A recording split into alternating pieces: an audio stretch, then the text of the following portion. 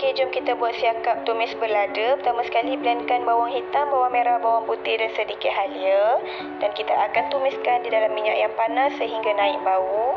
Okey, bila dah naik bau tu boleh masukkan 4 sudu besar cili kisar. Yang ini ikut taste masing-masing. Kalau nak pedas boleh tambahkan lagi. Dan kemudiannya 2 sudu besar serbuk kari.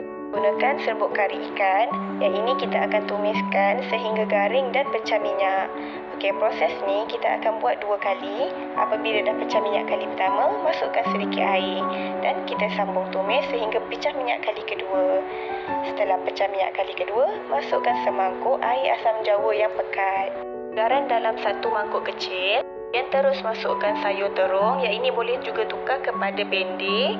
Dan kita kacau-kacaukan. Seterusnya bolehlah masukkan ikan. Saya gunakan ikan siakap. Boleh tukarkan kepada ikan tenggiri atau ikan jenaha. Ikut selera masing-masing ya. Okey, kacau sebati, gaul-gaulkan bersama ikan. Bila kuah dah mendidih tu, bolehlah masukkan perasa. 1 sudu kecil garam dan 1 sudu kecil ajinomoto.